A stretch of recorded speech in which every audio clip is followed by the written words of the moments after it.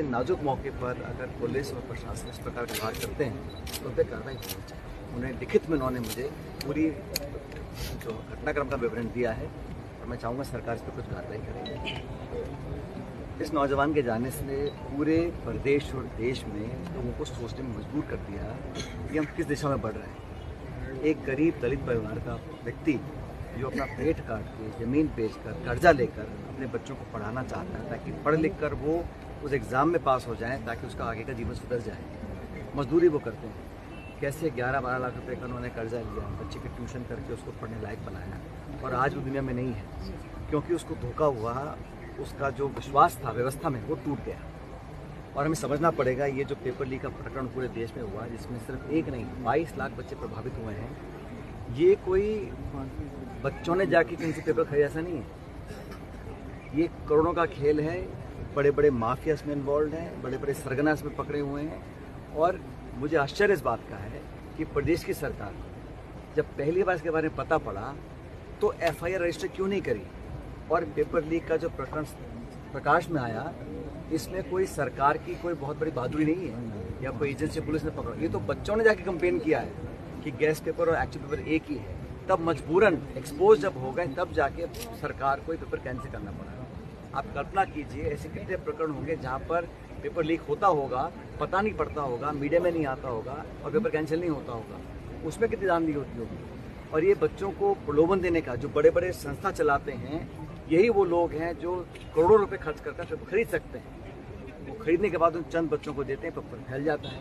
लेकिन इस पूरी व्यवस्था के खिलाफ आज पूरे देश में जो आक्रोश है उसके खिलाफ हम सबको साथ इकट्ठा होना पड़ेगा। और मुझे लगता है कि सरकार को जिम्मेदारी तय करनी पड़ेगी। हर साल पेपर लीक हो रहा है, CBI की जांच हो रही है। जो पिछले पेपर लीक हुआ था वो CBI की जांच की रिपोर्ट क्या है, किसको दोषी ठहराया गया, किसकी जवाबदारी तय की गई, कुछ नहीं हुआ। आज भी मैं पेपर लीक को एक ऐसा, अभी हमारे NSUI के जो राष्ट्रीय अध्यक्ष हैं वो भी 2 दिन पहले यहाँ पर आए थे, परिवार से मिले हैं और उन्होंने भी आर्थिक मदद देने का उनको वादा किया है। और मैं एक अच्छा कदम मानता हूँ कि पूरे संगठन ने मिलकर उनको 11 लाख रुपए की नकद मदद देने का उन्होंने आश्वासन दिया जो वो कल परसों आके दे देंगे। उसके बाद भी अगर कुछ मदद होगी परिवार को तो राहुल जी ने खुद इनसे बात की है, पूरी कांग्रेस पार्टी ने समर्थन किया है और हम सब इस परिवार के साथ हैं। सर 2026 का पेपर इन्होंने रद्द कर दिया लेकिन 2024 और 25 को लेकर भी अब तक नहीं बोल रहे हैं, तो क्या कहेंगे? उन्होंने कहा ना ये कोई बोल नहीं रहे ना।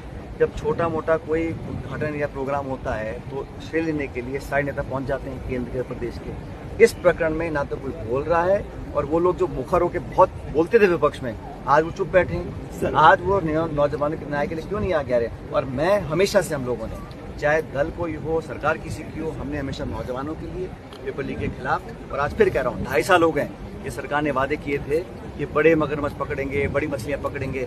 अब जब इतनी बार पेपर लीक हो गया और नाम राजस्थान से जुड़ रहे हैं तो किसको आपने पकड़ा, किसको अंदर किया है, किस पे केस किया, बताया सरकार। सर 2.5 साल की बात कर रहे हैं लेकिन कोर्ट ने 31 जुलाई डेडलाइन की है। सर क्या कहेंगे कि सरकार चुनाव कराने के मूड में है या नहीं? सुन लो, 2.5 साल में ना तो उन्होंने कोई छात्र संघ के चुनाव कराए हैं, ना नगर पालिका कराए हैं, ना पंचायत चुनाव कराए हैं। और आप देखिए बहाने क्या देते हैं कोर्ट में कि गर्मी ज्यादा है और रिपोर्ट नहीं आई है। बहानेबाजी कर चुनाव डालना चाहते हैं। और अब जब पेपर लीक हो गया अब क्या मुंह लेके जाएंगे?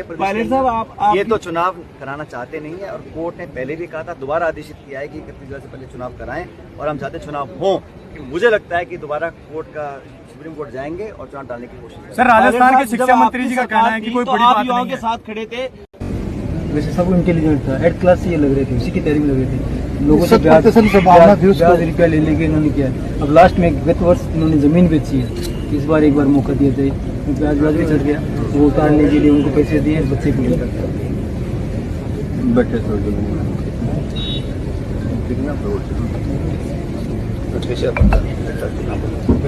साहब आप बताओ, आपके सामने कितनी बेइज्जती की है? आपके सामने रास्ते में सारी बात बता दी।